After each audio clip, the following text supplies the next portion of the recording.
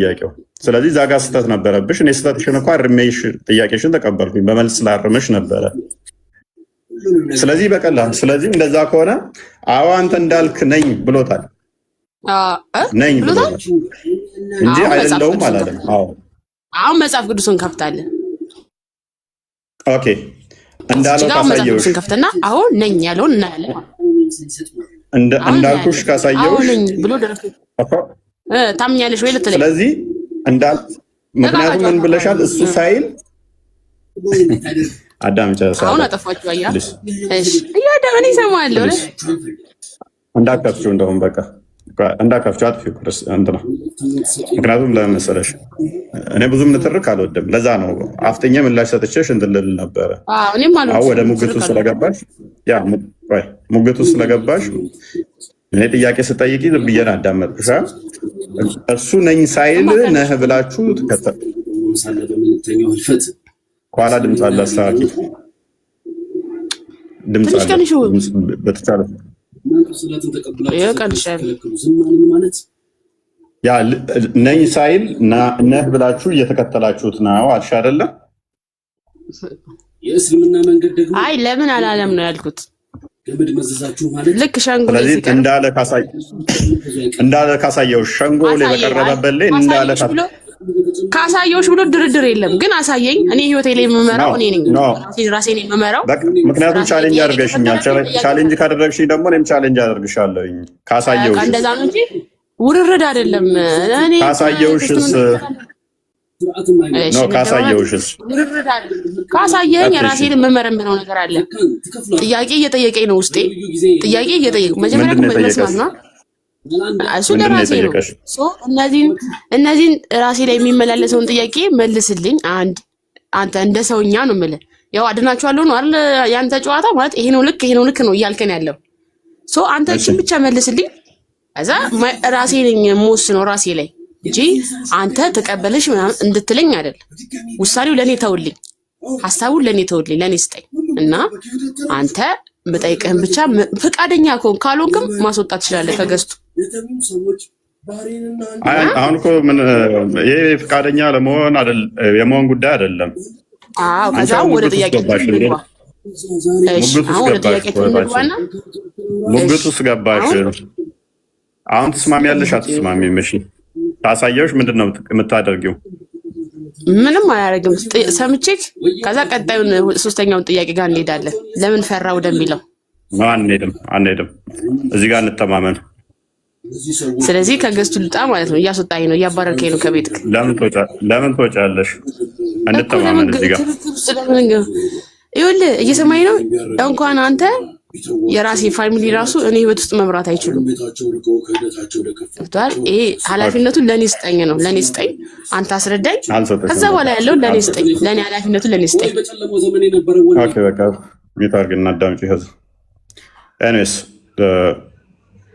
አይደለውም ብሎ እናንተ እንደዚህ ብላችኋል የሚል ተረት ነው። የለም እንደዛ አላለም ማለት ነው። ክሱም እንደዛ አልነበረምና ምክንያቱም አንተ አልክ ነው ያለው።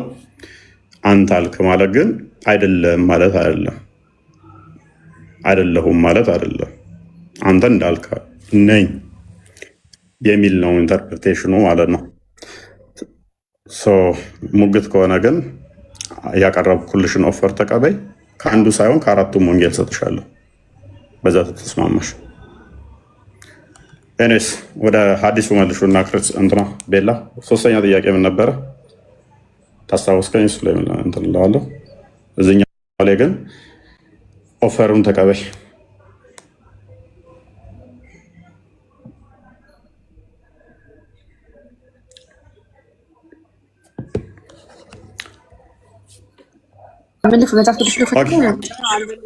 ሶስተኛው ትመልስኛለህ ወይስ? ሶስተኛው ምንድን ነው ጥያቄሽ? በዚህኛው ላይ ተስማሚ በአራቱም ወንጌላት ላሳየሽ።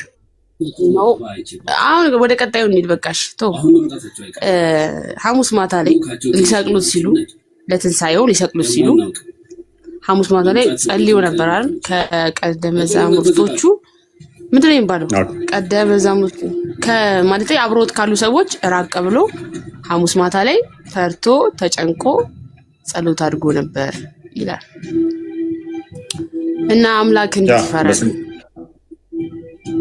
ክርስቶስ በስጋ ወራት ፍጹም እኛን እንደመሰለ እናምናለን። ስለዚህ አስቀድሞ በብሉይ ኪዳን ያሉት ሞት የሚያስፈራቸው የሚያስጨንቃቸው የሰው ልጆች ላይ ያ ሞት የሚያስፈራ የሚያስጨንቅ ነበረ። ሰው ቤዛ እንደመሆኑ መጠን ያንን ፍራቻ በሙሉ ስለኛ ምሳሌ ሊሆን አንድም አርያ ሊሆን ያንን ፍራቻ ሊያስወግድ እሱ ስለኛ ተገብቶ ያደረገው ቤዛ ስለሆነ ተነግሮለታል እንጂ አስቀድሞ እርሱ ራሱ ሞትን ሊገል የመጣ እንደሆነ ተሰምቶት ነበር። ፍርሃት ተሰምቶት ነበር። ያ ሞት የሚያስፈራቸው የነበሩ ሞትን የፍራቻን ያንን ፍራቻ ሞትን ሊገል ነው የመጣው። ስለዚህ ያንን የነሱን ነቢያት የሚያስጨንቃቸው አንደኛ ቆሮንቶስ ምዕራፍ 15 ላይ ስትመለከቺ አስቀድሞ የነበሩት ሞት የሚያስፈራቸው የሚያስደነግጣቸው የሚያሸብራቸው ነበረ። ያም ሞት ከገደለ በኋላ ሞት ወይ የት ነው መውጊያ ተብሎ የሚዘፈንበት የሚዘመርበት ምክንያቱ ምንድነው? እሱ ሞትን ራሱ የሚያስፈራውና የሚገለው ስለሆነ ነው። ስለዚህ ያንን የሰውን የሚያስፈራውን ስለተሸከመ በስጋው ወራት ሁሉን ወንድሞቹን ስለመሰለ በስጋው ወራት ተነግሮለታል። ራሱ ሞት ገዳዮች ሲመጡ እኮ ራሱ ነው እንኳን የሚፈራ ሆኖ ማንን ትፈልጋላችሁ ባላቸው ሰዓት ላይ ፈርተው እነሱ ሲወድቁ ነበር እኮ ገዳዮቹ ሎክ ሰቃዮቹ ማንን ትፈልጋላችሁ ሲላቸው ራሱ እኮ ነፍሱን አሳልፎ ይሰጣል። አይምን ራሱን አሳልፎ የሰጣቸው እኮ ራሱ ነው። ዮሐንስ ወንጌል ምዕራፍ 18 ቁጥር 1 ጀምሮ ፈርቶ ነበር የሚለውን ያልኩ እኔ ተጨንቆ ፈርቶ ጸልዮ ነበር። ጌታ ነው አይደል? ግን ፈርቶ ነበር። ስለኛ ተገረገው። እሺ ስለኛ ጸሎት ማለት ኦኬ ጸሎት ማለት ነው። እሱ ጸሎት ማለት ተንበርክኮ ያው ፊልሙን እኮ ሞላችን ልጅም እያነን ምናምን አይተነዋል። ተንበርክኮ ተጨንቆ ተጠቦ ዱዓ አድርጎ ነበር ጸልዮ ነበር አይደል? ነው አይደለም? ነው አሁን ያንተ መልስ ሰው ስለለበሰ የሰውን ስጋ ስለለበሰ እንደ ሰውኛ ነው እየሆነ ያለው። ስለዚህ ሰው ነው። አይ ችግር የለውም ልመልስልሽ። እሱ ጸሎትና ምልጃን አቀረበ ስለሚል ሐዋርያ ቅዱስ ጳውሎስ በዕብራውያን መልእክቱ ምዕራፍ 5 ላይ ችግር የለውም በስጋው ወራት ጸሎትና ምልጃን አቀረበ ይላል። በምን ወራት አልኩሽ? በስጋው ወራት። ስለዚህ ስለኛ ተገብቶ ጸሎትና ምልጃን አቅርቧል። መቼ? በስጋው ወራት። አንድ ሁለተኛ ደግሞ ጸሎት ለምን አደረገ? ለእኛ ምሳሌ ሊሆነ ማንኛውም መከራ ችግር ሲገጥመን ጸሎት ማድረግ እንዳለብን ሊያስተምር ጸልዩዋል። ፈተና የትኛውም ችግር ቢመጣብን እኛ መጸለይ እንዳለብን ሊያስተምረን። ምክንያቱም እኔ መምህራችሁና ጌታችሁ ሲሆን ከእኔ ተማሩ ብሎ ስላለን ተማሩ ያለበት ምክንያት ደግሞ በስጋ የተገለጠ ያ የተፈተነ እኛን ሊያስተምረን በተግባርም ያደረገው ስለሆነ ጸልዩዋል። ጸሎት ማለት ግን ምን ማለት ነው? ንግግር ማለት ነው። ጸሎት ማለት አንቺ እንደምትረጁ እንደምታውቂው ብቻ ላይሆን ይችላል። አንቺ ያሰብሽው ጸለየ ከተባለ በቃ ፍጡር ነው ብለሽ ነው የምታስቢው።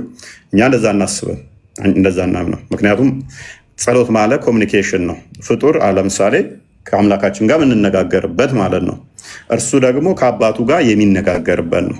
ጸሎት ማለት ልጁ ከአባቱ ጋር የሚነጋገርበት ኮሚኒኬት የሚያደርግበት ከልጁ ጋር ከአባቱ ጋር አባቱ ማን ነው? አባቱ እግዚአብሔር እኮ አባቱ ማን ነው? አለቃው ማን ነው? አባቱ እንጂ አለቃው አላልኩሽም። አባቱ እንጂ አለቃው አላልኩሽም። ለአንድ ቤት ራስ ማለት ነው። ለአንድ ቤት ራስ አላህ ነው። አላህ አትግባ አታነጋገኝ። እኔ ራሴን ብቻ የራሴን ጥያቄ ብቻ መልስልኝ። አላህ የሚል ሶሪ በቃ የአንድ ቤተሰብ ራስ ማን ነው? እሺ አንቺ በቤተሰብ ነው የምታውቂው። ኦኬ እሺ ችግር የለውም ይሁን። እሺ ነው ምሳሌ ነው የሰጠው። ምሳሌ ነው ምሳሌ ተስማሙ። ስለዚህ አንድ ቤት ለሆነ ሰው ለመጠሪያ ወይ የዛ ቤት መገለጫው ማን ነው? ለአንድ ቤተሰብ የሆነ ሰው ግለሰብ ምሳሌ ነው። ምድራዊን አታስብ፣ ሰማያዊን አስብ። ለዛ ቤት ራሱ ማን ነው? የዛ ቤት ራስ ማን ነው? መጥራት ያለበት አባትየው ነው እናትየው? አባትየው ነው አይደል? ታዲያ አንተ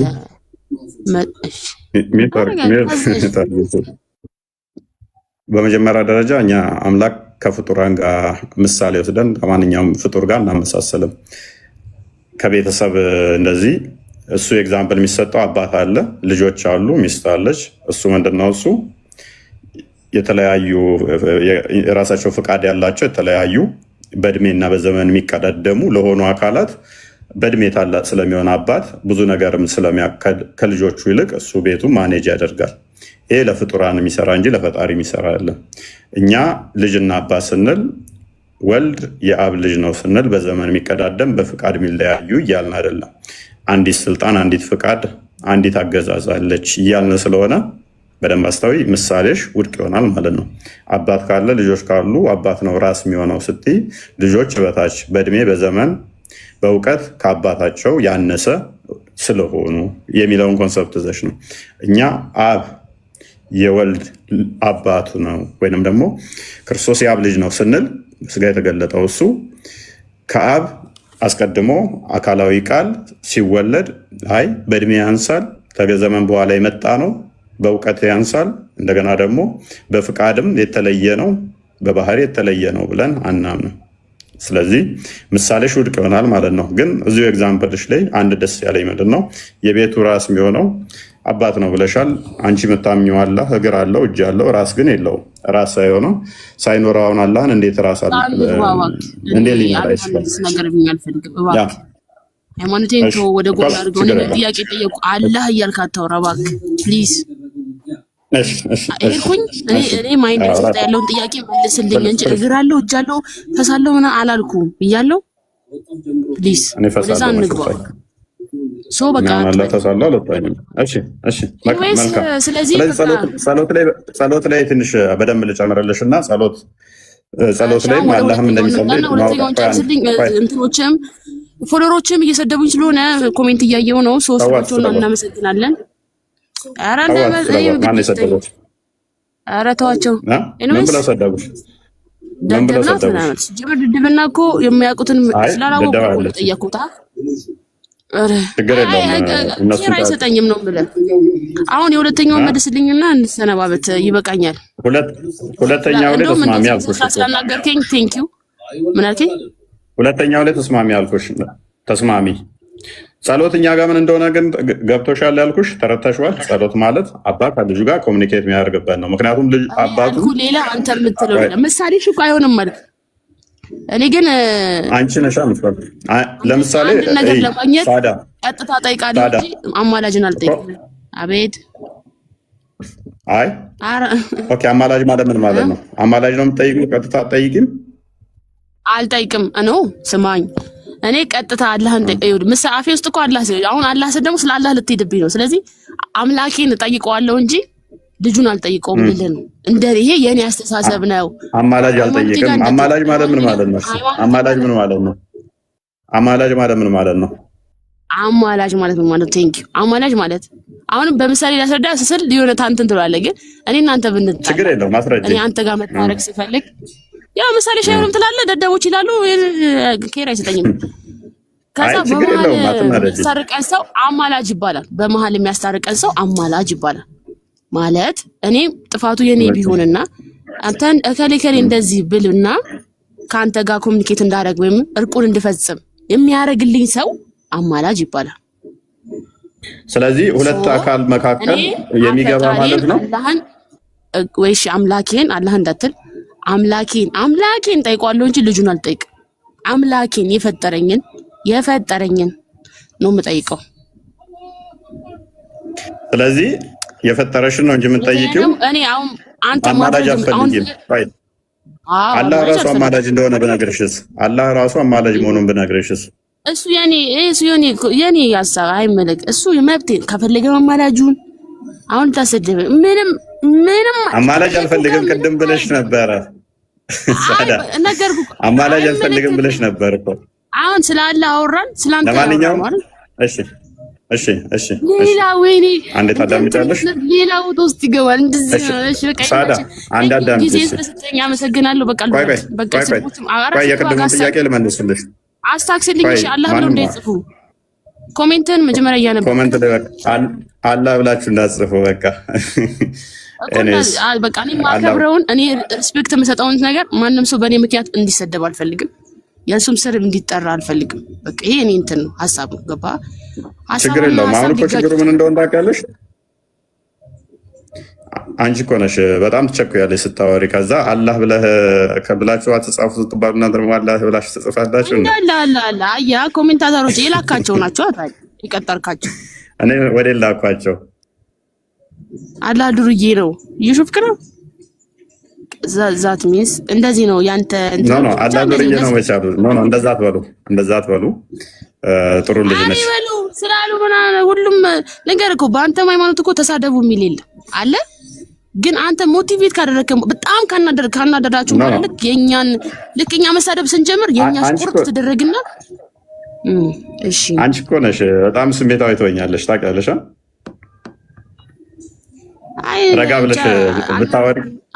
ረጋ ብለሽ ብታወሪ እኮ ብዙም እንትን አይልም ነበር። ግን አላህ ሲባል እንዳይነካብኝ አልሽ። አሁን እሱ ደግሞ አስቸጋሪ ያደርጋል። ኮሜንታተሮቹ ደግሞ ሙሉን የማመልከውን እንትን እየተሳደቡ ነው። እኔ አንድ ነገር ልንገርህ፣ አንድ ብቻ ተናግሬ አማላጅ አያስፈልግም ማለት ይኸውልህ እኔ አሁን አላህም ልመን በክርስቶስም ልመን በእንጨትም ልመን በአንተም ልመን በስልኬም ልመን መብቴ ነው አይደለም? እሺ እንዴት እንደማመጥ ታዲያ እኮ ምንም አዳመጥ እኮ ኢንተርኔት ዝም አስበላቸው፣ እንትኖችን ዝም አስበላቸው። እሺ እንዴት ላድርጋቸው እነሱን እንደፈለክ ብቻ። ግን የሰው ሃይማኖት አይሰደብም ልል ነው አጭራ ማለት። ቀጣይ ሶስተኛ የአንደኛው ትንሽ ልጅ እነሱን እንዴት ላድርጋቸው አላህ አትበሉ ብዬ እነሱን እኮ አሬ ራሳቸው ደግሞ እኮ የማርያምና የእግዚአብሔር ስል ይዘው እኮ ነው አላህ ብለው ስለጻፉ እንዴት እናደጃለሽ አንቺ? ሌላ ከሆነም አላሉም አላህ ብቻ ነው ያሉት። እንደው ከቻሉ ሁሉም አላህ ላቢል ደስ ይለኛል። በጣም ደስ የሚለኝ ሸሂዲውን ኩሩ እኮ ምንድነው የሚያናድደው ነው አላህ ማለታቸው ምንድነው የሚያናድደው? ምንም እየገባኝ አይደለም ነው እኮ ምን አናደደሽ? እዚህ ጋር የሚያዳምጠኝ ሰው እንዳለ ክርስቲያን መሆኑን ነው እየተረዳው ያለሁት። ዘሆል ቲም ማለት ነው። እሺ እኮ አላህ ማለታቸው ምን ያናድዳል? አቶ ማምድ አስገባኝ። በቃ እኔ ልወጣ ነው። ረዛ ሁለተኛውን አልመለስክልኝም። አደባበስከዋል። ቆይ እንዳወጪ እመልስልሻለሁ። ስድባቸውን ልጠጣ አያረን ሰው ሲሰደብ እንዴት እንደሚያስደስት ለምን አላህ ማለት አላህ ስላሉ እንዴት ደስ ሊልሽ እኮ ነው የሚገባው። በእነዚህ ከንቱ አፍ የሚጠራ አይደለም። እኔ በጣም ማከብረው አላህ አሁን ልትሳደብ እሺ አላህ እሺ ችግር የለውም። አሁን እሺ እና በቃ እኮ ጨረስን። እሺ ችግር የለውም። ስለዚህ ቀደም የጠየቅሽኝ ክርስቶስን አይሁዶች አንተ የአይሁድ ንጉሥ ነህ ብለው ጠይቀውታል ወይ? ጲላጦስ ማለት ነው። ሰው አይደለውም ብሏል ያልሽው ስህተት ነው። እንደዛ ብለው ከነገሩሽ ሳዳ ሪከመንድ ላድርግሽ ታነቢያለሽ። እሱ የአብ ልጅ መሆኑን የልዑል ልጅ መሆኑን ንጉሥ መሆኑን ጠይቀውት አይደለውም ብሏል። አይደለውም ብሏል አይደለም ሊወግሩት አይደል ሊመቱት ሊሰቅሉት ሲሉ ሸንጎ ላይ ቀረበ አይደል? እንደውም የሆነ ማን ነው የሚባል ሰውዬ አልጋህን ተሸከመ ድነሃል ተፈውሳል ሂድ ሲለው ነው ብሎ ያለው ሰውዬ ያዳነው ሰውዬ ማለት ነው። በጥፊ መታው ይላል አይደል መጽሐፍ ቅዱስ። ያው ትንሽ ተሸነነብኩት። በጥፊ መታውና እንዴት ለምን ትመታኛለህ? እሺ ኔትወርክ ትሰሚያለሽ እኔ ጋር ነው የማይሰማ ነው ትሰሚያለሽ።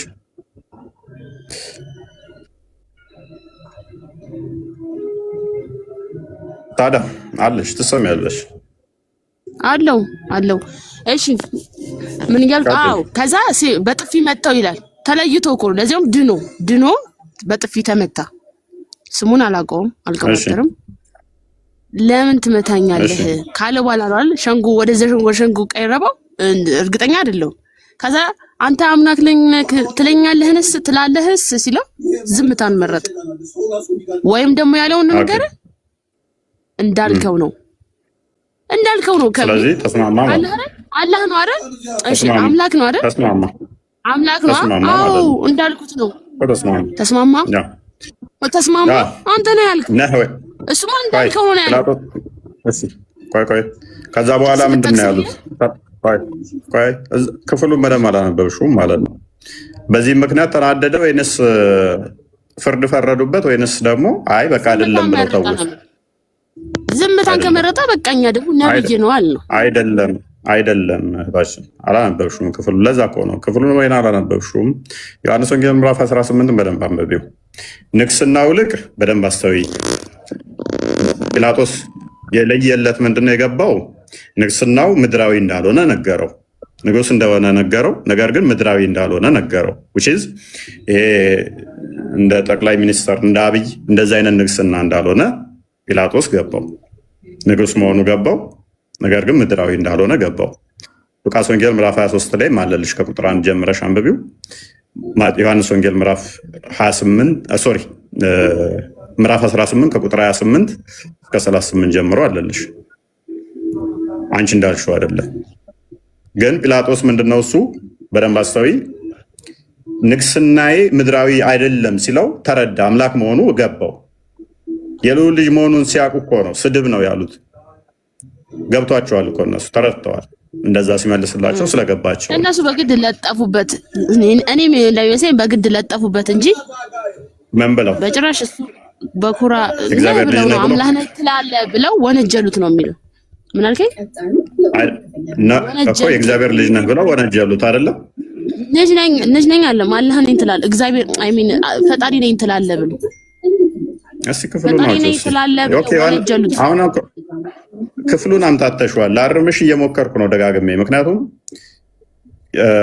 ዮሐንስ ወንጌል ምዕራፍ 5ን ቁጥር 17 እና 18ን በንግግርሽ መካከል እንደዛ አረዳዋለሁ እንደገና ደግሞ ዮሐንስ ወንጌል ምዕራፍ 18ን ከቁጥር 28 እና ሉቃስ ወንጌል ምዕራፍ 23ን ሁለቱን ታሪክ ደርበሽ እያወራሽ ስለሆነ ነው እንድታጠሪ እየፈለኩ ያለሁት ታሪኮቹን ለያቸው ብቻ በኩራት አሁን አይነ ስውራንም ፍንትን ፈወሰ እሱን እናምናለን እኛ ልክ እንደፈወሰው ልክ እንዳደረገው ይሁን ብሎ እንደተናገረው አይደል አይነ ስውራን በሆነ ነገር ማይንድ ብቻ አስትንትን ብሎታል አይደል ፈውሷልም አድርጓልም በራሱ ችሏልም እሺ ኮሜንት እያየሁ እቻ እንደዛ ብሏል አይደል እንደዛ ካደረገ ነው እንጂ ካደረገ ሲሰቅሉትም ማውነኝ እያለ ለምን አልተሰቀለም ምክንያቱም መጥቼ እሰቀላለሁ ብሏል መጥቼ እንደዚህ ተጠመቃለሁ ብሏል ከዛ በሶስተኛ ጊዜ እነሳለሁ ካለ አምላክ ነኝ ትላለህ ሲለው አዎ ትላለህ ለምን አለ እያለ እኮ ነው የተሰቀለው ሳዳ እያለ እኮ ነው የተሰቀለው የጠየቁትን ሁሉ ቆይ አሁን ጥቅስ እሺ አንድ ጥቅስ ክፈችና ቃል በቃል እንደዛ ካልመለሰላችሁ ክፈች አንዳንድ ቤላ ይክፈት ቤላ ነው ጀለስ አሁን ቻሌንጅ ላድርግሽ ማለት ነው ቻሌንጅ ላድርግሽ ሳልፈልግ ምክንያቱም እያንዳንዱ ለጠየቁት መልሶላቸዋል እያንዳንዱን ማለት ነው ዝምታን ነው የመረጠው ምን ሚለው ላይ ማስረጃውን ታመጭና ሲጠይቁት እዚህ ጋር አልመለሰላቸው ወይንም ደግሞ ያው መጽሐፍ ቅዱስ ጋር አይደለም ብሏል እንደዚህ ብሏል ያልሽበትን ማስረጃ ጥቀሽ ማስረጃ መረጃ ክርክር እንትን ውስጥ አይደለም እኮ እንትና ይሄ ቤላ እሱ መስጊድ የነገሩሽ ተረተረ ነው መስጊድ ናትንጋ እኔ አሁን ስለ መስጊድ አወራቻለሁ አንተ ያወራው ላይ ክፈትልኝና መልሶላችኋል ነው አሳየኝ ክፈትልኝና አሳየኝ የትኛው ልክ ሊሰቅሉ ሲሉ አራው ጌታ ነኝ ያለ የተናገረበትን ብቻ አዎ ጌታ ነኝ መሰቀል ይገባኛል አይደል እንደዚህ ነው ያለው አዎ ይገባኛል መሰቀል ሰቀሉኝ ምናምን በልካው ፈቃደኛ የሆነበት ቦታ መልካም ዮሐንስ ወንጌል ለነዛው ክፈቹ ምዕራፍ 18ን ክፈቹ ክፍሉም አላነበብሽውም ወይንም አላወቅሽውም አይከፈትልኝ በቃ ሊሰቀል ነው እሺ አሁን እንየው መሰቀል ፈልጋለሁ ሊሰቀል እንደመጣራቱ እሺ ቆይ ከዚህኛው ቀደም ብለሽ ከመጨረሻው ላይ ያሳየው ሊሰቀል እንደመጣ አይደለም እንደማመጥ ሊሰቀል እንደመጣ አይደለም ሊሰቀል እንደመጣ ሰማንኩ አዳምጪ ቆይ ሊሰቀል እንደመጣ አይደለም ቦታችን ቁጥር 1 እና 2 ነው አርጊው ጠፋኝ እኮ ነው ኦኬ ያውልሽ ቁጥር 2 ላይ ኢየሱስም ደቀ መዛሙርቱ ብዙ ኦኬ፣ አንብቢው ቤላ። ዮሐንስ ወንጌል ምዕራፍ ኢየሱስም ይሄንን ብለው አትምት ወዳል አራቆ ድምጽሽ ይደረባል። አንድ ድምጽሽ ይደረባል። ለምን ደርቢ እኮ በጣም ነው የሚያስጠላው። እንትና ማን ነበር ስምሽ? ድምጽም አለው ከኋላሽ አደርቢ። ኢየሱስም ይህንን ብሎ አትክልት ወዳለበት ስፍራ ወደ ቄድሮን ወደ ወንዝ ማዶ ከደቀ መዛሙርቱ ጋር ወጣ። እርሱም ደቀ መዛሙርቱን በዚያ ገቡ። ኢየሱስም ደቀ መዛሙርቱ ብዙ ጊዜ ወደዚያ ስለተሰበሰቡ አሳልፎ የሰጠው ይሁዳ ደግሞ ስፍራውን ያውቅ ነበረ። ስለዚህ ይሁዳ ጭፍሮቹንና ከካህናት አለቆች ከፈሪሳውያን ሎሌዎች ተቀብሎ በችቦና በፋና በጋሻ በጦርም ወደዚያ መጣ። ኢየሱስም የሚመጣበትን ሁሉ አውቆ ወጣና ማንን ትፈልጋላችሁ አላቸው። የናዝሬቱ ኢየሱስን ብለው መለሱለት። ኢየሱስም እኔ ነኝ አላቸው። አሳልፎ የሰጠው ይሁዳ ደግሞ ከእነርሱ ጋር ቆሞ ነበር። እንግዲህ እኔ ነኝ ባላቸው ጊዜ ወደ ኋላ አፈግፍገው በምድር ወደቁ። ደግሞም ማንን ትፈልጋላችሁ? እኔ ነኝ አላቸው አላላቸውም? ሳዳ የሚፈልጉት ሲመጡ አላላቸው። እኔ ኢየሱስ ነኝ ነው እኮ እዚች ጋር እኮ አየሁት። ኢየሱስ ነኝ። እኔ እዚህ ጋር መች ጠየቅኩ?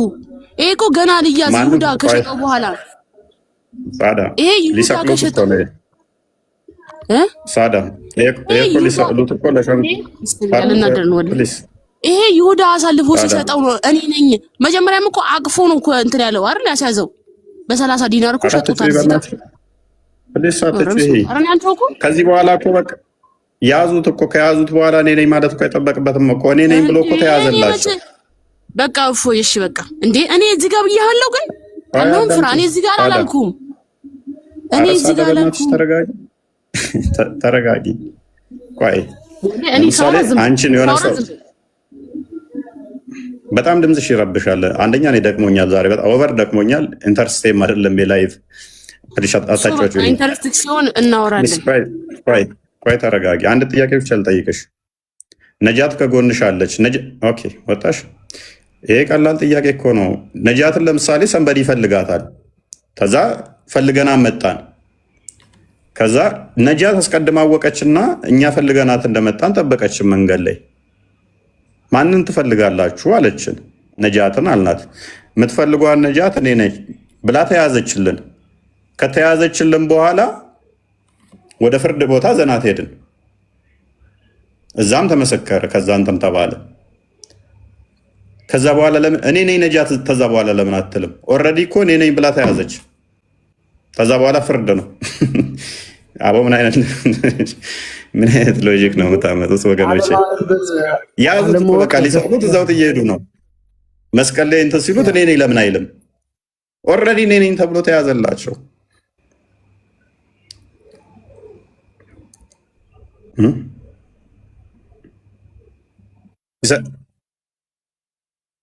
ሚዩትና አንተ ደግሞ ኔትወርክ ለእኔ ብቻ የምታወራ አትሰማም እና አስቸጋሪ። ኤኒዌይስ ለምን አልተናገረም? እኔ ነኝ አላለም? ኦልሬዲ ነገራቸው። ከዛ በኋላ ፍርዱ የሚመጣው የልዑል ልጅ መሆኑን ደግሞ እዚሁ ክፍል ላይ ሙሉን ስታነቡ ክሱ ላይ ንገረን፣ አንተ ነህን የልዑል ልጅ ብለው ይጠይቁታል። አዎ እኔ ነኝ። አንተ እንዳልክ ነው የሚለውን ከሰሙ በኋላ እነኛ እንደውም ይሄ ብላስፌሚ ነው ይላሉ፣ ስድብ ነው። ከዚህ በላይ ምን እንስማ? ይኸው በራሱ አንደበት ሰምተናል። ስለዚህ ሞት ይገባዋል ብለው ፍርድ የሚፈርዱበት ለዛ ነው። ሞት ይገባዋል ብለው ይፈርዱበታል ማለት ነው። ታሪኩ ሉቃስ ወንጌል ምዕራፍ 23 ላይም አለ፣ እዚሁም ላይ አለ። ከተያዘላቸው በኋላ ኢየሱስ ነህ አይደለህም? አንተ ነህ ጌታ ነኝ ያልከው? አንተ ነህ ከአብ እኩል ነኝ ያልከው? አንተ ነህ እኔና አብ አንድ ነን ያልከው? አንተ ነህ አብርሃም ሳይፈጠር አስቀድሜ ነው ያለው ያልከን? እዛውታል። አዎ እኔ ነኝ ብሎ አስቀድሞ ተያዘ። ከዛ በኋላ ከተያዘ በኋላ እኔ ነኝ ኢየሱስ፣ እኔ ነኝ እንደዚህ ያልኩት ማለት አይጠበቅበትም። ኦልሬዲ እኔ ጌታ ነኝ ብሏቸዋል፣ ነግሯቸዋል። እኔ ነኝ የምፈልጉት ሰው ብሎ ተይዞላቸዋል። ከተያዘላቸው በኋላ እኔ ነኝ እንደዚህ እያለ መናገር አይጠበቅበትም። ኦልሬዲ ስለተያዘላቸው ነኝ ብሎ ስለተያዘ ማለት ነው። አይ ዶንት ኖ። ለዚህ ነው አስቀድሜ የነገርኳችሁን እንትን በሉ። ክፍሉን ከፈለግ ቅድም ስጠይቀው የነበረውን እዚህ ጋር ይኸው አለ፣ ከፍቼዋለሁ። ማቴዎስ ወንጌል ላይ ሊቀ ካህኑ የሚጠይቅበት ከ62 ጀምሮ ይላል። ሊቀ ካህናቱም ተነስቶ እነዚህ ለሚመሰክሩበት አንድስ እንኳን አትመልስንም አለው። ኢየሱስ ግን ዝም አለ። ሊቀ ካህኑም አንተ የእግዚአብሔር ልጅ ክርስቶስ የሆን እንደሆነ እንድትነግረን በሕያው በእግዚአብሔር እለምንሃለሁ አለው። ኢየሱስም አንተ አል፣ ነገር ግን እላችኋለሁ ከእንግዲህ ወዲህ የሰው ልጅ በኃይል ቀኝ ሲቀመጥ በሰማይም ደመና ሲመጣ ታያላችሁ አለው። በዚህን ጊዜ ሊቀ ካህኑም ልብሱን ቀዶ ተሳድቧል፣ እንግዲህ ወዲህ ምስክሮች ስለምን ያስፈልገናል? እነሆ ስድቡን አሁን ሰምታችኋል፣ ምን ይመስላችኋል? አለ እያለ ይቀጥላል ማለት ነው። ቅድም የጠየቀችው ክፍል ስለሆነ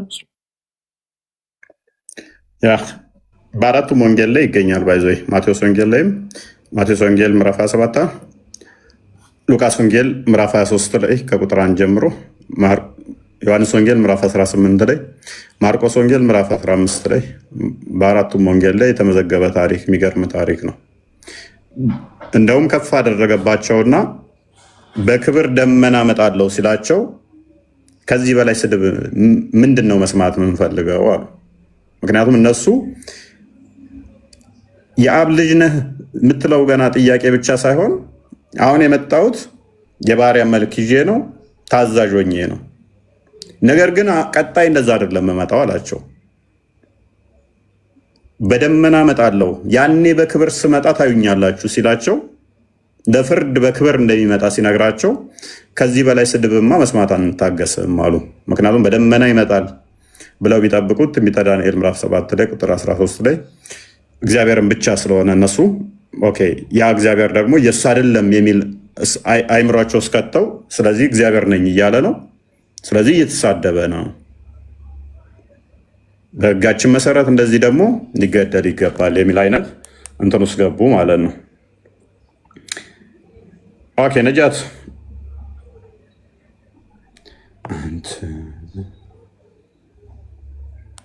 ይሰማል?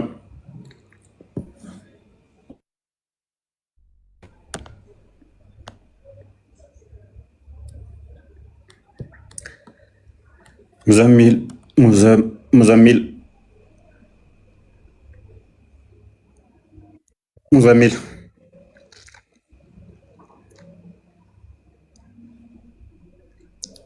አልሰማም እንደ እኔ ትሰማለህ? እነሱ ናቸው።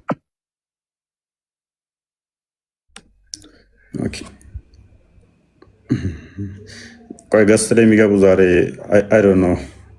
ቤቱም ደባሪ ነው፣ እኔም ደብሮኛል። ኤቭሪቲንግ ደባሪ ነው። ስትራግል እያደረኩ ነው ከመጀመሪያ ጀምሮ። ነጃት ሰላም በነሽ እንዴት ነህ? ይመስገነው። እስልምና 73 ቦታ ይከፈላል የሚለውን እንዴት ታይዋለሽ? እኔ በዚህ ውይይት አይደለም የገባሁት።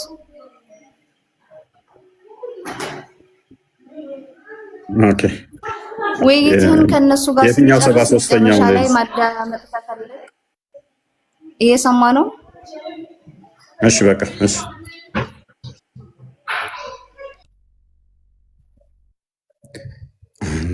ሙዘሚል እና አሙ ጅማ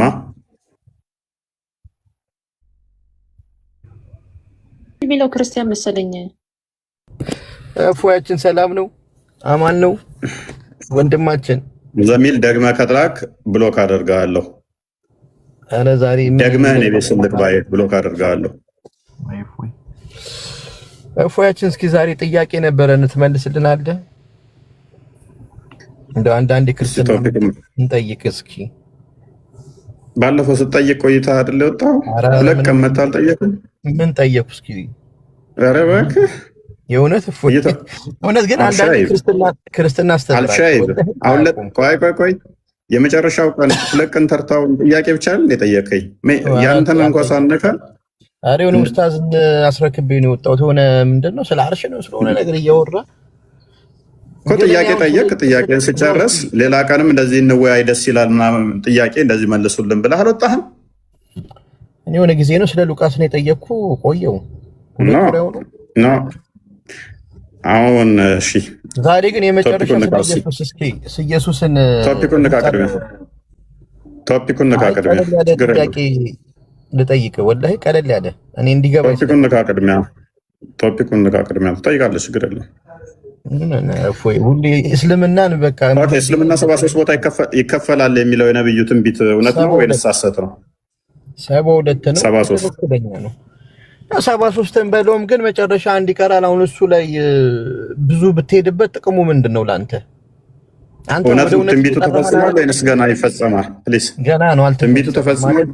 አልተፈጸመም ገና ነው። አሁን ስንት ደርሷል? ቆይ አሁን ረሱል ሰለላሁ ዐለይሂ ወሰለም ያሉበት ምክንያት ምንድነው? አሁን የምታየው ነገር ነው ምድር ላይ ገብቶሃል። ሰዎች በእምነታቸው ይሸሻሉ። አሁን እኔ ሙስሊም ነኝ፣ የስበ ሙስሊም አለ። አሁን ክርስቲያን፣ ሁሉም ክርስቲያን አንድ ነው እንዴ? አንዱ ፌከኛ ነው። አልጠየቅኩም። እስልምናም ትክክለኛ አላህ ሱብሓነሁ ወተዓላ ነቢያቶችን የሚከተለው እየሸሸ አሁን ሙስሊም ነው። ሙስሊም ሆኖ ጠንቋይ እንደዛማ ከሆነ ሚሊየን ሙስሊም ቦታ ተከፋፍሏል እያልከኝ ነው። እና ገና መጨረሻ ግን አንዱ ትክክል ነው። ያ ትክክሉ ምንድነው? በረሱል ሰለላሁ ዐለይሂ ወሰለም እና ቀደም ሲሉ የነበሩ ነቢያቶች የሚያምን ያው አንተ አይዋጥልህም። እንዴት ይዋጥ? ሚሊየን ቦታም ተከፍሎ በኋም ቢወጣዋለኝ እምነቱ አሁን ባለው ሁኔታ ነው ያየኸው ነው። መሬት ላይ የሚታየው ነገር ነው። እኔ እዚህ ሚዲያ ላይ ራሱ የምሰማው ነገር አለ። እርስ በርስ ሙስሊሙ አንድ አይነት ሆኖ ሰላቱን እኔ አሁን ዙሁር ላይ አንድ ወብያ አንዲ ምናምን እያለ ዙሁር 4 ነው የሚሰገደው፣ ፈርድ አስርንም 4 ነው የሚሰግደው። ግን በሐዲስ በቅሪም ደግሞ 3ን ይሰግዳል። ቆይ አዳምጠኛ እንድንግባባ ነው። ገባ? ግን ያው እርስ በርስ በሐዲስ ናት። በሐዲስ ግን የሆነ ሐሳብ ልዩነት አለ። ያ ነገር ደግሞ እኔ ብዙም አሁን እንደኔ አይነቱ አልቀበለውም። ገባ? እኔ እስልምናዬን አውቀዋለሁ፣ እወደዋለሁ።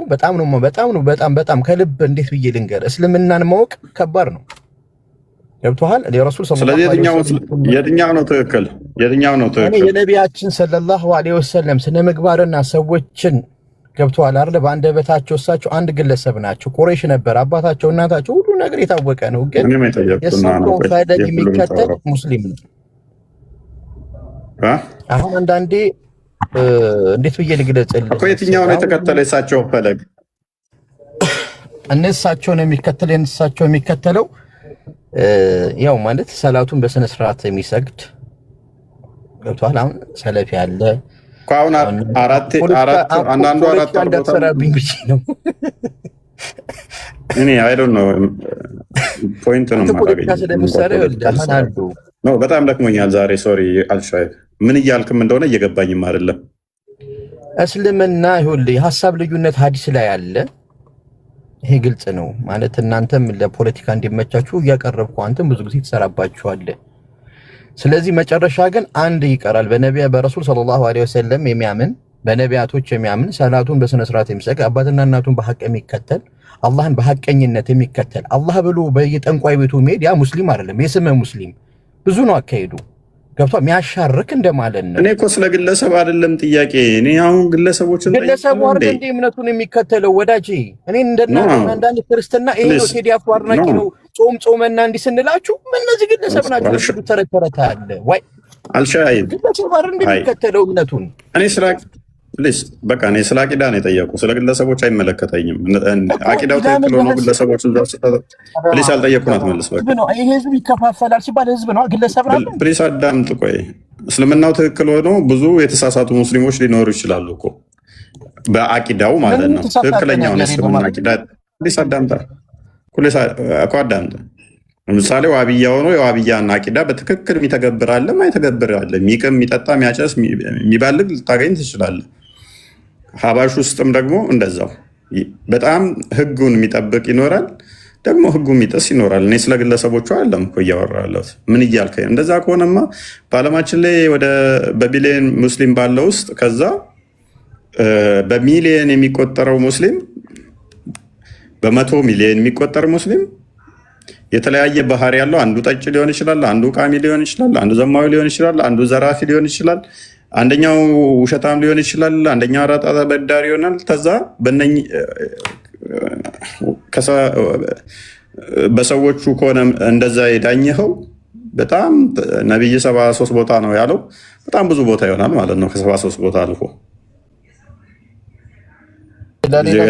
እንዲገባ አንድ ነገር ልንገርህ። እኔ የሰራህበት አሁን እኔ በቅርብ አላህ ይራማቸው ሀጂ ሙፍቲ እሳቸው አሁን ገብተዋል። ሁሉንም ኡመቱ እስልምና ማምጣት ከቻሉ እሳቸው ብዬ አምናለሁ። ገብተዋል።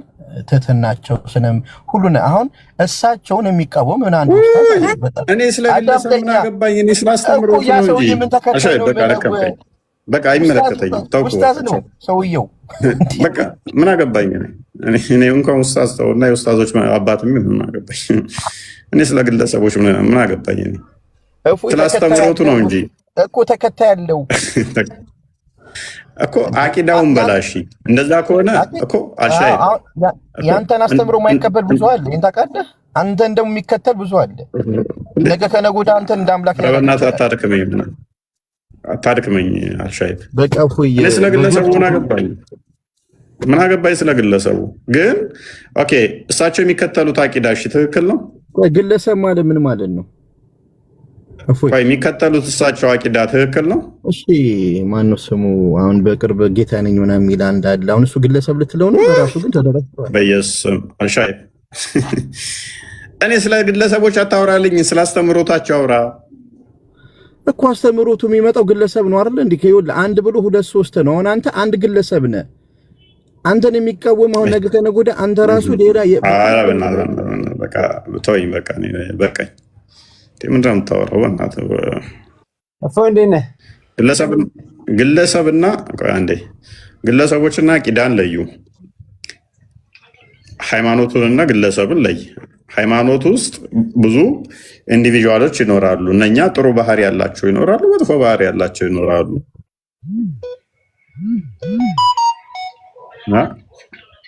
እሺ ፎዬ ደግሞ ጥያቄ ስለ ኢየሱስ ልጠይቅህ እና ላይ ናዞር አንድ መጨረሻ ትጠይቃለህ።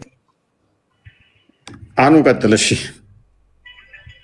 አሁን እዚህ ጋር ማወቅ ያለብኝ ግለሰቡን ሳይሆን አንተ መማር ያለብኝ ዲኑን ነው እንጂ ስለ ግለሰብ አይደለም። እኔ ስለ ግለሰብ አላወራሁም። አንተ ደግሞ ወደ ግለሰብ ልታመጣኝ እኮ እኔ ስለ እስልምና ነው። ኦኬ ነብዩ 73 ቦታ ዲኑ ይከፈላል ኡመቴ ይከፈላል ሲል ዲኑ መሰረት ያደረገ ነው አይደል? የሚከፋፈሉት አዎ ይከፈላል ብለዋል ወደፊት። ለምን የእሳቸው ስናና እሳቸው ባስተማሩት ትምህርት የተማረ ብቻ ነው ቀሪው ማለት ነው። አንዱ ስንት ቦታ ነው የሚከፈሉት? እስከ 73 ይከፈላል ብለዋል። ኦኬ አሁን እስከ ስንት ተከፍለዋል? እሱን እናገኘኛ አሁን የነገርኩኝ ያን ያሉ ተከፍለዋል። አሁን አልተከፈሉም። አሁን አልተከፈለም። ስለዚህ አሁን እንዳለ ገና በዓለም ላይ ያለ ሙስሊም አንድ ነው ማለት ነው። ሁሉም ሙስሊም አንድ ነው። በጣም እናመሰግናለን። ስለዚህ የነብይ ትንቢት እስካሁን ድረስ ሐሰት ነው ማለት ነው፣ አልተረጋገጠም። እሳቸውን የሚከተሉ ብዙ ናቸው። አሁን እስካሁን የለም። እሳቸውን ሙስሊም ሆኖ እሳቸውን የማይከተል የለም። ኦኬ ስለዚህ እስካሁን ድረስ የነብይ ትንቢት ውሸት ነው፣ የተፈጸመ ነገር የለም። ተው ልጅ እውቀት የለውም። ተው ተፈትነው ሱብሃንአላህ ፕሊዝ። አኑ ትክክል ነው። አዎ እያለን ነው። እስካሁን ድረስ በሱ ነብይና ማያምን የለም። ስለዚህ ሁሉም በሱ ስለሚያምኑ ሁሉም በዓለማችን ላይ ያለ ሙስሊም አንድ ነው እያለን ነው አይደለ? አኑ ሁሉም ሙስሊም አንድ ነው። ያ ስለዚህ እስካሁን ድረስ ሙሐመድ 73 ቦታ ይከፈላል ያለው ተረት ተረት ነው ማለት ነው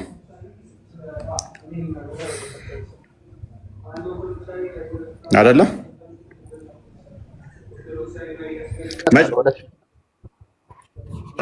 መቼ ነው የሚከፈሉት? እሱን እኔ አላውቅም። እሱን ዲኑ ውስጥ ግባና አንብበው። ቁርአን ላይ አለ። ቁርአን ላይ አለ? አንብቤ አላገኘሁትም። ቁርአን ፈልጌ ያጣሁት እኮ ግራ ገብቶኝ እኮ ነው የጠየቅኩህ አንተ ነው።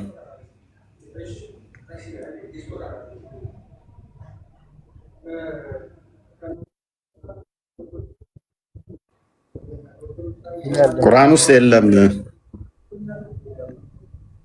የኔ ሪስ አይደለም አልኩኝ እኮ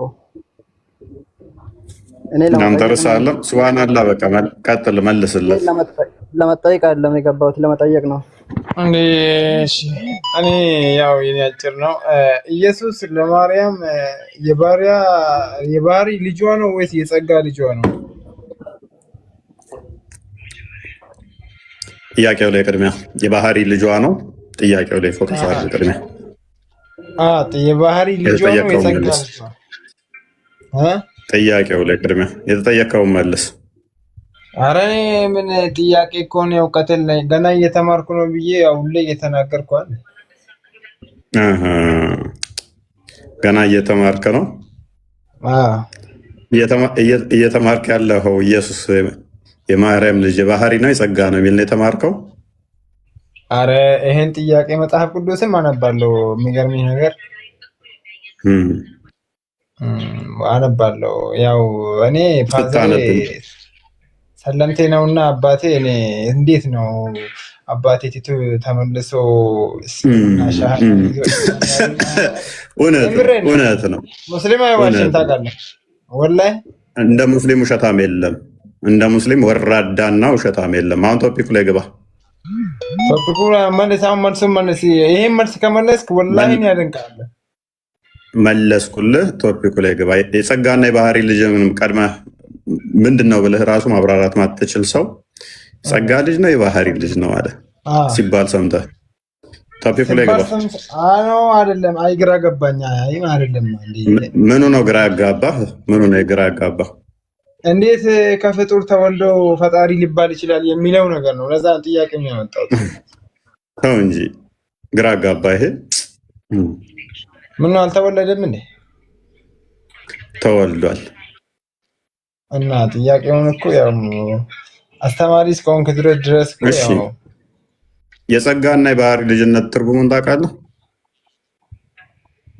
የባህሪ ልጅ ከሆነ በአንድ በኩል ማርያምን አምላክ ናት እያለን ነው። ማስረጃ ጠይቃለሁ። ላወራሃት ከቁርአን ማስረጃ ጠይቃለሁ። ለምን ከቁርአን ጋር አይገናኝም እኮ ከሐዲስም ቢሆን ጠይቃለሁ። አይ ፎይዲ ምን ነው አንተ ጥያቄው ከበደ። ለምን ተረት ተረት እያወራ ስለሆነ ማለት ነው። ተረት ነው። እንዴ ከሷ ተወልዶ አምላክ ይሆናል አልክ። እኛ እናምናለን። አዎ ከእርሷ የተወለደው እውነተኛ ልጇ ነው። ከእርሷ ስጋና ደምን ነፍስን ተካፍሎ ተወልዷል። እርሱ በስጋ ከእሷ የተገኘው ቆያዳም ክርስቶስ ሁለት ልደቶች አሉት። ስለዚህ በስጋ ከእርሷ ተወልዷል ወይ? አዎ። ያ በስጋ የተወለደው የማርያም ልጅ ነው ወይ? በሚገባ። ስለዚህ አሁን እስልምና 73 ቦታ ሲከፈል አላህ ጭንቅላት የለውም የሚሉት ዋብዮቹ እንደናንተ አይነቶቹ ማለት ነው። ጭንቅላት አለመኖሩ በባህሪው ነው ወይንስ ጭንቅላት አልባ የሆነው በባህሪው ነው አይደለም? የኔ መልሳ መጀመሪያ ወደዛ እንሄዳለን። መለስኩልህ። ጭንቅላት አልባ የሆነው አምላክ በባህሪ ነው አይደለም? የጸጋ ነው የባህሪ ነው? መልሳ አልመለስክልኝም። መልሼልሃለሁኝ አልሰማህም ማለት ነው። ምን ብለህ መለስክ? ጭንቅላት አልባ የሆነው በባህሪ ነው አይደለም? ምን ብለህ? ወላሂ አልሰማሁም። ወላሂ አላህ ምስክሬ ነው አልሰማሁም። ዩቲዩብ ላይ ግባና አዳምጥ። የጸጋ ነው የባህሪ ነው? ዩቲዩብ ላይ ግባና አዳምጥ። መልሼልሃለሁ።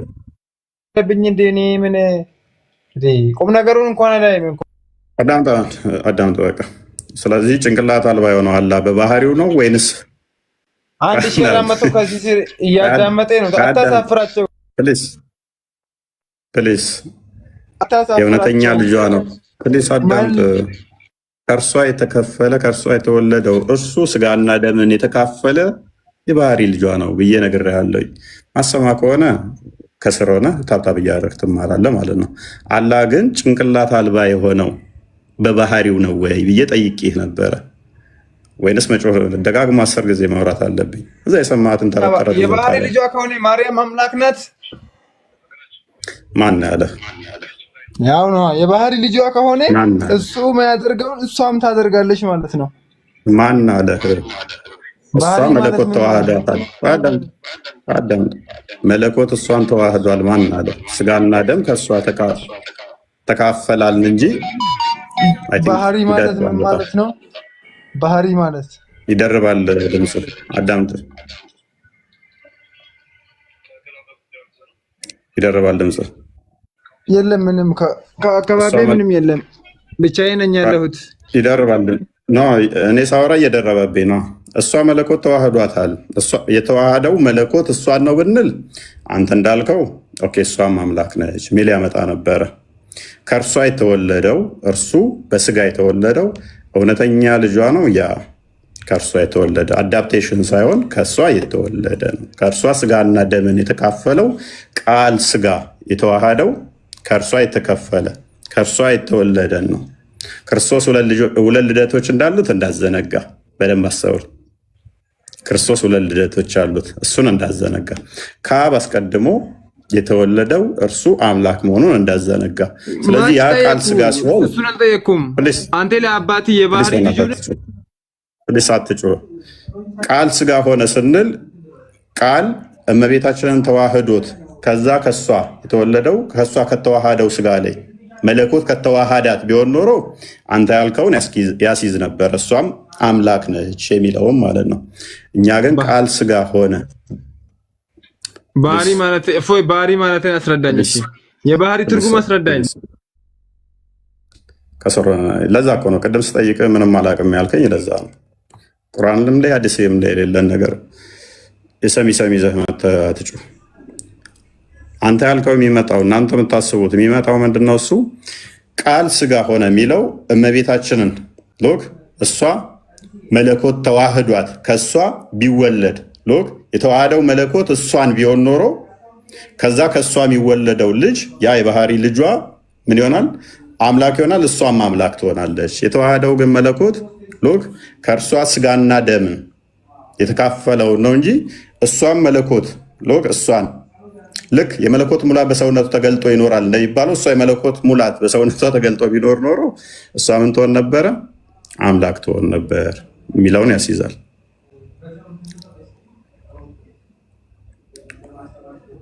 ኦኬ ቤላ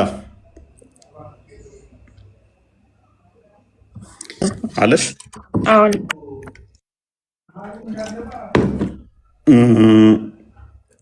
ዛሬ ኦልሞስት ክርስቲያንም የለም። ዛሬ ክርስቲያን አወራለሁ ብሎ ገባ። በጣም ደክሞኛል ዛሬ።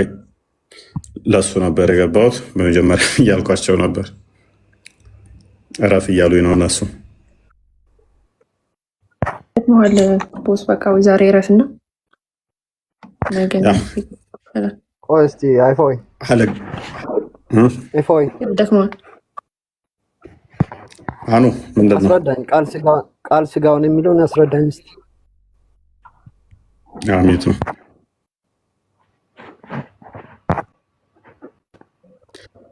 ቃል ስጋ ሆነ ምን እናስረዳ?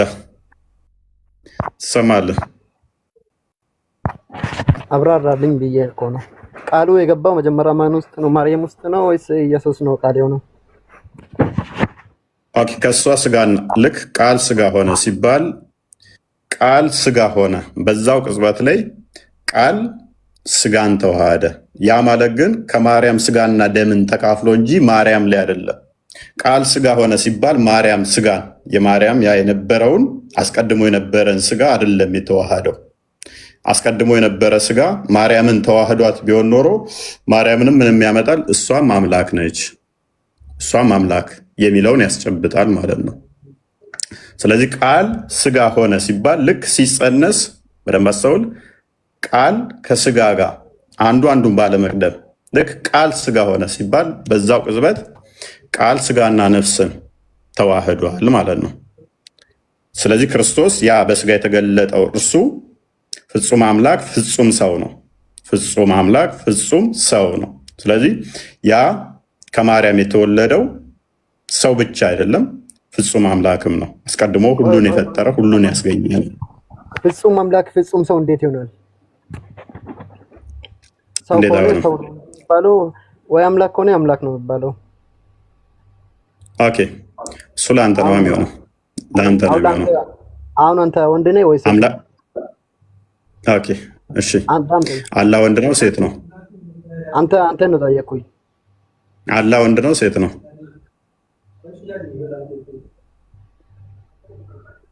የጠየቅኩህን መልስልኛ። ሎው ኦፍ ኮንትራዲክሽን ለፈጣሪ ሰተህ የምታወራ ከሆነ አምላክ ወንድ ነው ሴት ነው? እኔ እኮ ነው የጠየቅኩኝ።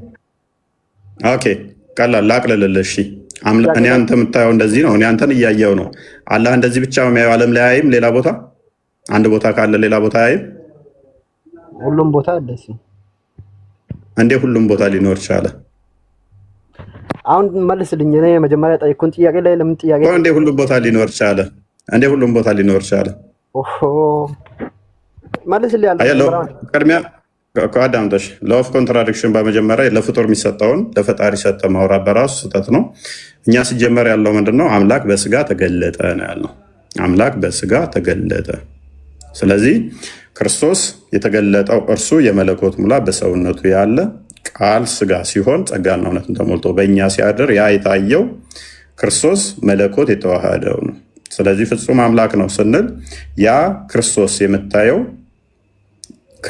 የምታየው አምላክ ነው ያ።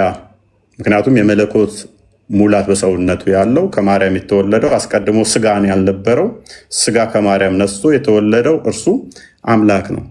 ስጋው ጅማሬ ያለው ወይ ያ ከማርያም እንደመወለዱ፣ ነገር ግን ከተዋህዶ በኋላ የቃልን ገንዘብ ስላደረገ የአምላክን ገንዘብ አድርጓል።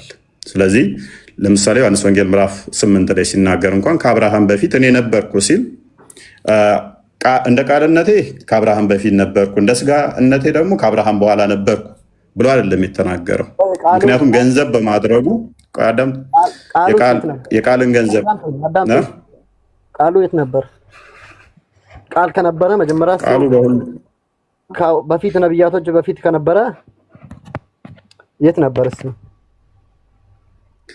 ቃል በሁሉ ያለ በሁሉ የሞላ ነው። ሁሉን የፈጠረ ሁሉን ያስገኘ ነው። እንዴት ቆይቶ ከነሱ በኋላ ተገለጠ ታዲያ? ያላ ቃል እንዴት ነው እሱ መጨረሻ ላይ አሁን ለመሐመድ የተገለጠው ቁርአን? ኦሆ እኔ እኮ አንተን ነው ጠየቅኩኝ። ያንተ ላይ መልስ የለህማ። ለምን ጥያቄ ላይ ጥያቄ ትጠይቃለህ አንተ? የተደብቆ ነው ያላ ቃል ቁርአን ፍጡር ያልሆነው አሁን የተገለጠው አይደለም። ቃሉ የት ነበረ?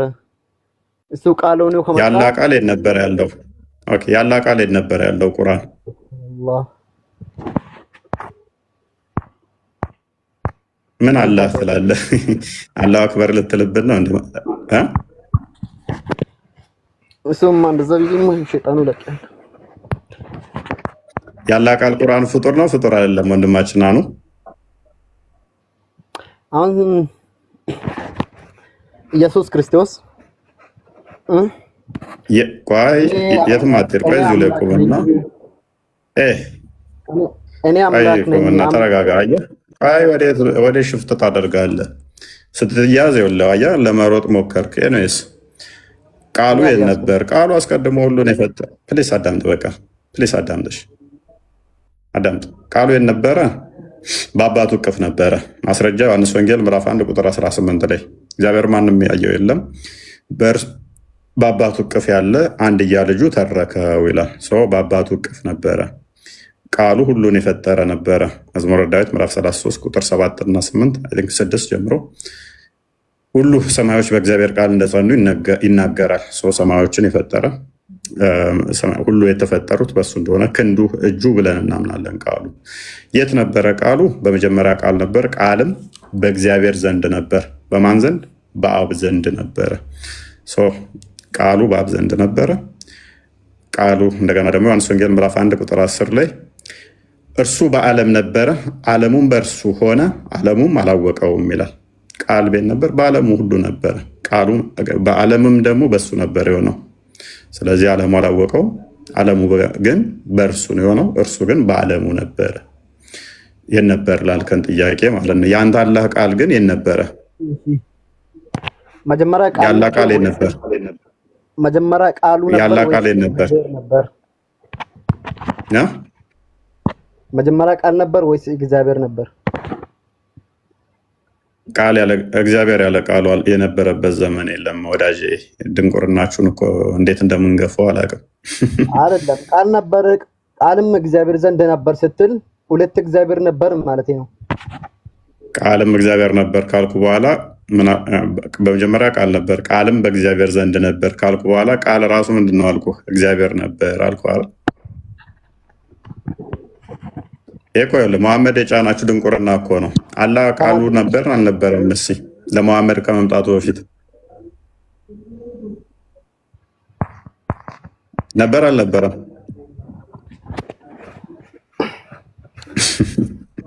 ምን ታመጣብኛለህ? በቃ አሁን ከሰረና በቃ እንትን ወይ ድንቁርና ይመቻችሁ። እኔስ ዛሬ እንተኛበት።